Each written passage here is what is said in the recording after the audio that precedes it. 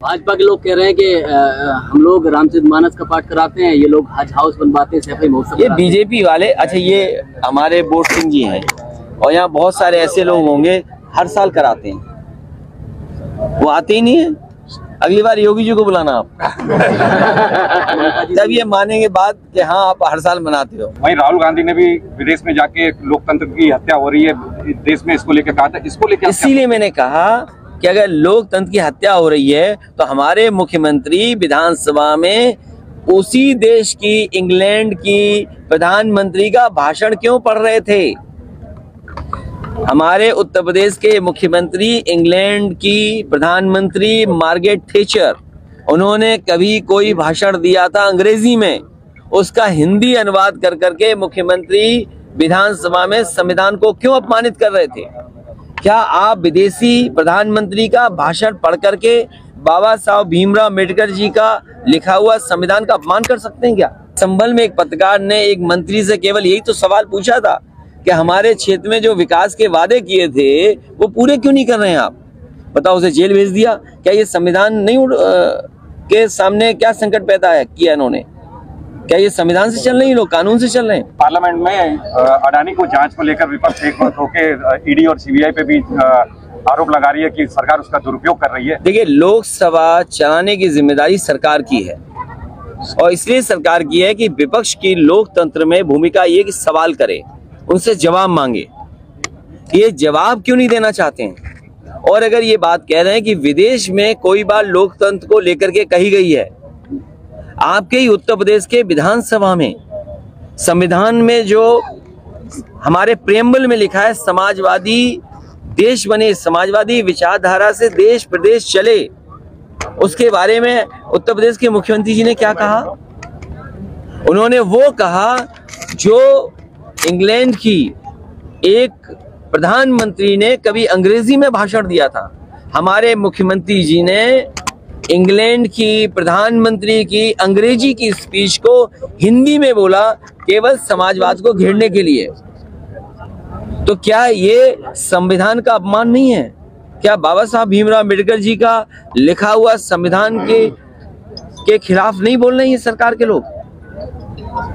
लगातार बोल रहे हैं कि लोकतंत्र को खत्म किया जा रहा है, विपक्ष लगातार आरोप लगा रही सरकार के ऊपर। वहीं राहुल गांधी ने भी विदेश में जाके लोकतंत्र की हत्या हो रही है देश में, इसको लेकर कहा था, इसको लेकर इसीलिए मैंने कहा कि अगर लोकतंत्र की हत्या हो रही है तो हमारे मुख्यमंत्री विधानसभा में उसी देश की, इंग्लैंड की प्रधानमंत्री का भाषण क्यों पढ़ रहे थे? हमारे उत्तर प्रदेश के मुख्यमंत्री इंग्लैंड की प्रधानमंत्री मार्गरेट थैचर, उन्होंने कभी कोई भाषण दिया था अंग्रेजी में, उसका हिंदी अनुवाद कर करके मुख्यमंत्री विधानसभा में संविधान को क्यों अपमानित कर रहे थे? क्या आप विदेशी प्रधानमंत्री का भाषण पढ़ करके बाबा साहब भीमराव अम्बेडकर जी का लिखा हुआ संविधान का अपमान कर सकते हैं क्या? ये अधिकार किसने दिया आपको?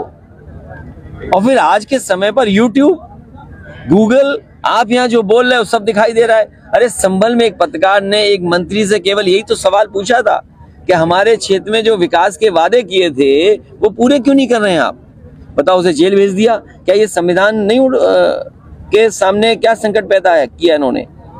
क्या ये संविधान से चल रहे हैं लोग, कानून से चल रहे हैं? उत्तर प्रदेश सरकार कानून व्यवस्था को लेकर लगातार बात कर रही है, वही अपराधी जेल से समानांतर सिस्टम चला रही है। ये भारतीय जनता पार्टी की सरकार में 100 माफियाओं की सूची कभी नहीं आएगी, 10 माफियाओं की सूची कभी नहीं आएगी। इसलिए नहीं आएगी क्योंकि जब भी सूची जारी होगी उसमें भारतीय जनता पार्टी के लोग सबसे ज्यादा होंगे।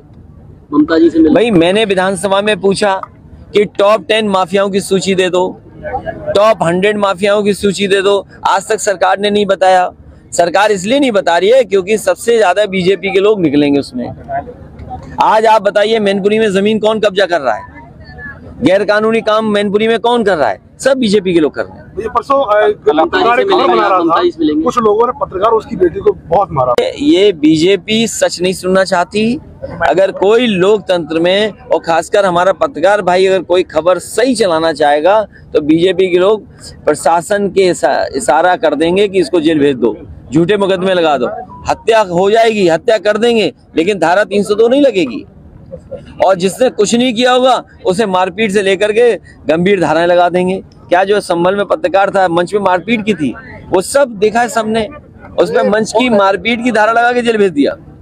ममता जी से मिल रहे हैं आप? भैया 2 दिन से दौरा है आपका कलकत्ता में, दिक्कत हो रही है, सपा के लोगों को दिक्कत किसने कहा है? केशव प्रसाद मौर्य ने कहा है। देखिए, हमारे मंदिर में बन रहा है, हमारे के लोग लोगों को, राम भक्तों को गोलियां मरवाना चाहते हैं। हमारे मुख्यमंत्री जी ने एक शूद्र को अपने बगल में रखा हुआ है। ममता जी से मिल रहे हैं आप? हमारे मुख्यमंत्री जी ने एक शूद्र को अपने बगल में रखा हुआ है। उम्मीद क्या करोगे उनसे? अध्यक्ष जी, आपने कहा था कि धर्म पे अब कोई बात नहीं होगी, आपकी तरफ से केवल पार्टी की तरफ से आपकी केवल बयान नहीं है, लेकिन स्वामी प्रसाद मौर्य जो वो रुकने का नाम नहीं ले रहे हैं।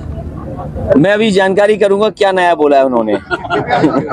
ममता जी से मिल रहे हैं आप सर? अध्यक्ष जी ममता जी से मिल रहे हैं, गठबंधन मैं जानकारी करूंगा क्या नया बोला उन्होंने है। बोला रामचरितमानस को दलित महिलाओं के खिलाफ बताया। देखिए, ये बहस लंबी है और ये मैंने कई बार कहा, विधानसभा में भी कहा कि 5000 साल से ज्यादा की लंबी लड़ाई है, लेकिन ये लड़ाई अब हम लोग जीतने के करीब पहुंच गए हैं, इसलिए बीजेपी को परेशानी है।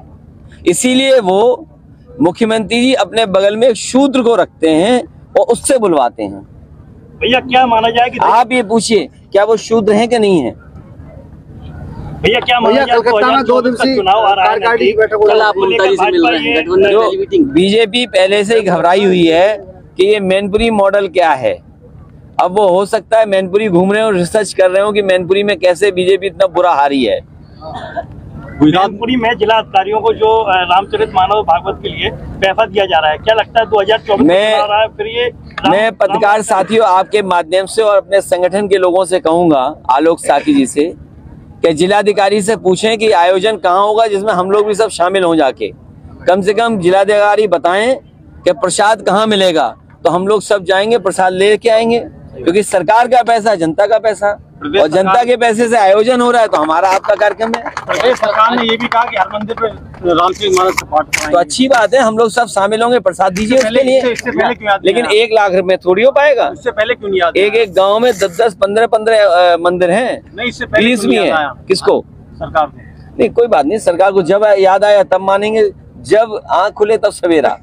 भाजपा के लोग कह रहे हैं कि हम लोग रामचरितमानस का पाठ कराते हैं, ये लोग हज हाउस बनवाते हैं, सफाई महोत्सव ये कराते हैं। बीजेपी वाले, अच्छा ये हमारे बोर्ड सिंह जी हैं और यहाँ बहुत सारे ऐसे लोग होंगे हर साल कराते हैं, वो आते ही नहीं है। अगली बार योगी जी को बुलाना आप, जब ये मानेंगे बात कि हाँ आप हर साल मनाते हो। पहली मीटिंग बनी है। देखिए, वो रणनीति क्या बनेगी, हमारी पार्टी के वरिष्ठ नेता अपने सुझाव, अपनी राय रखेंगे, उसके बाद हम उसी दिशा में आगे बढ़ेंगे, क्योंकि 24 का चुनाव महत्वपूर्ण है।